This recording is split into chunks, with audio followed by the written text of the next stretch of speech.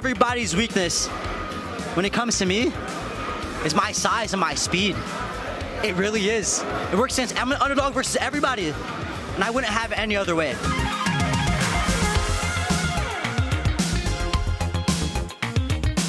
Hey guys, welcome back to another interview here on Tone In Entertainment. Today we're at CCW. Sorry, Ariel. Bash at the Brew. And I'm joined by 1 in a trillion, Ariel Dominguez. How you doing, Ariel? I'm great, man. I'm feeling great. My McNuggets, not so much, because Joe Alonzo, Mr. NWA, hit him after I beat him.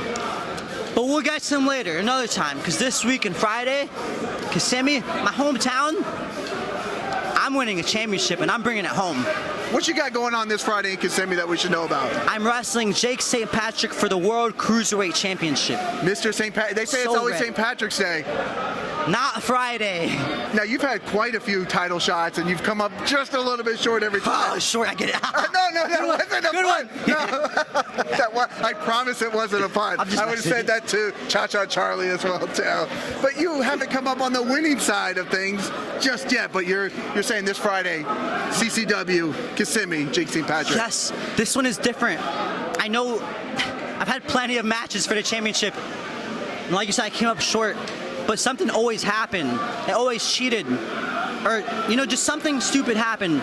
And I feel like less and less people, want to come see me when I wrestle for a championship, because maybe they're starting not to believe in me. But let me tell you, last show in Kissimmee, I pinned the World Cruiserweight Champion in a main event. So I promise you, come on out.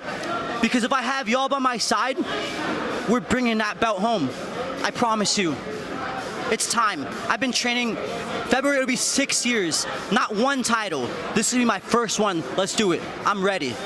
Wow, tonight you had one hell of a match here with Joe Alonzo from NWA. He wanted to shake hands and be friends. It looked like you guys were going to have a truce at the end, and then, the McNuggets thing happened. Yeah. Can you trust anybody in this business, really? I feel like it's like a trend to just bully Ariel, That's kind of what it feels like. So as far as trusting anybody, I trust myself, I trust God, and I trust my people. That's who I trust. Can you hear the crowd? I mean, they are going crazy for you out there. Felt nice. You can feel it, right? I didn't only hear it, I felt it. And that's why I won. They were going nuts, man. No pun intended. We've got plenty of puns going on here tonight. I feel like I'm in an Arnold Schwarzenegger movie right now. Listen to me, Ariel. Come over here if you want to live. Now, the match that really put you on my radar was a match that you had here at CCW, Bash at the Brew, QT Marshall. Dude, one of the best matches I've seen this year. That means everything, man. I can't lie to you, I don't usually get nervous. I really don't, because in amateur wrestling, you get nervous, you're gonna mess up. So you have to know that you're gonna beat everyone. So that's how I walk into every match. Every single match I walk in thinking I'm gonna win, or knowing I'm gonna win. But with QT, it was a bit different because he's important, man. He's very important, he matters, and he's really, really, really good. We put on the classic, and it takes a lot to get a classic, this is an awesome chance, all that stuff. We brought it, man, and honestly, that was one of my favorite, if not my favorite match ever. I just really made me realize I always know how much I love it, but it made me, that day was just like, man, I love what I do. I love it so much. The one thing I absolutely love about professional wrestling is when we as fans are sitting on the edge of the seat. You suck us into what's going on. And that match, man, it's one of the matches, I'm not BSing you at all. It's one of the matches my wife can remember, probably everybody in that stance can remember, us just waiting for you to get that 3 count, and it was so close, but man, you guys put on just a clinic of a match that night, my friend. I mean, it's the world, man. So think about, that was so many months ago, and to know that, like, everywhere I go, people still talk about it, Yeah. It's just, man, it's a great feeling. I haven't won a championship yet.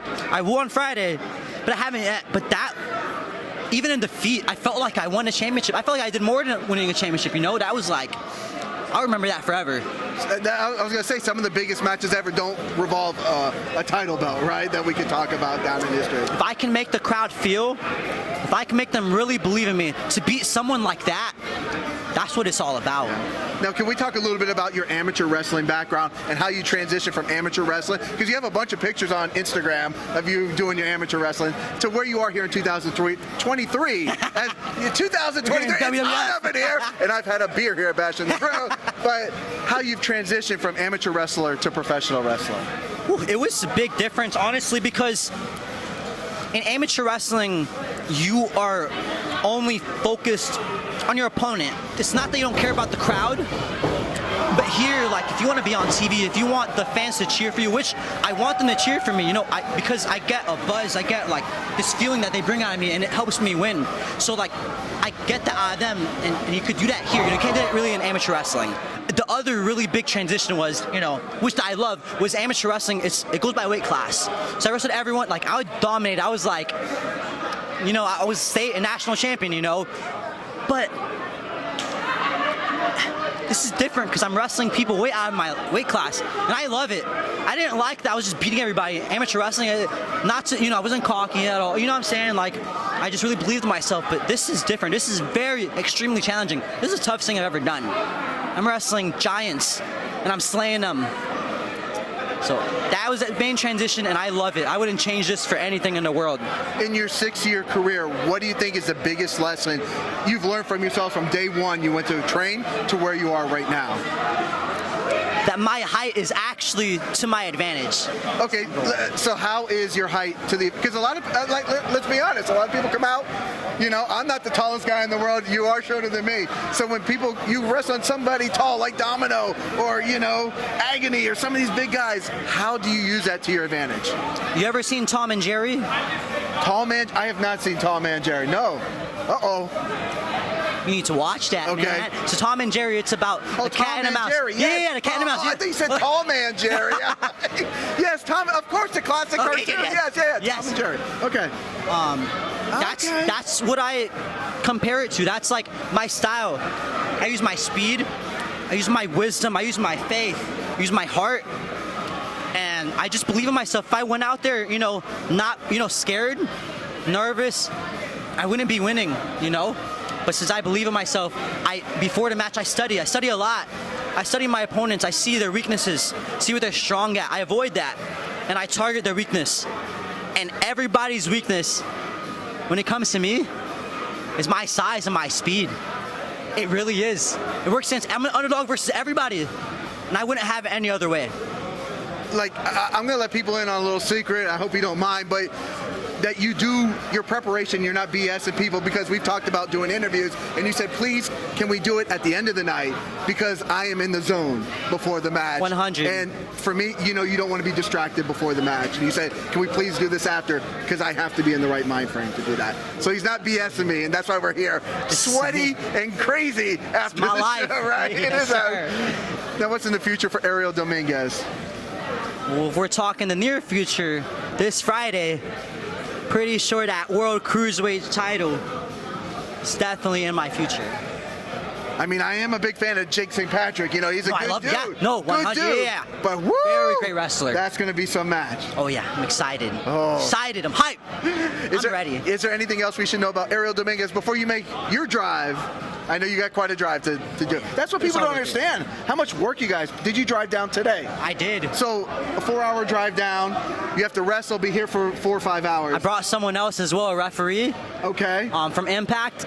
Got Frank Casino. I saw him. Shout out to my boy, yes sir. I'm like, he has not been here at CCW. I don't remember him at a CCW show. But he's great, man. He actually reffed my match.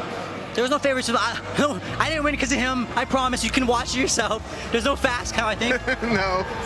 I didn't pay him $20 or anything for it. No, I'm just kidding. The going rate's 25 around here. It's Hialeah, bro. You got to up it just a little bit.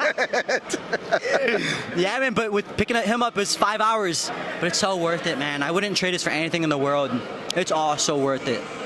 That feeling, that buzz, it's uncomparable. I love what I do.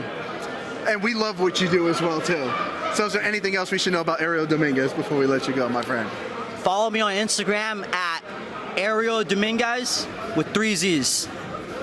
There you go, guys. If you're not following Ariel Dominguez, I don't know what the heck is wrong with you. If you're a professional wrestling fan, This man is doing amazing things. I'm a huge fan of you. I'm glad we made this. We've been talking I'm for a fan while. of yours. Well, thank you so much. I'm honored to be on here, man. Oh, well, I appreciate it. I had so much fun. I do too, man. So, guys, if you like interviews like this with 1 in a trillion, Ariel Dominguez, make sure you guys hit that red subscribe button so you can stay tuned in here to Tone In Entertainment for future videos. Subscribe to the channel. Do it. Go now. Do it now.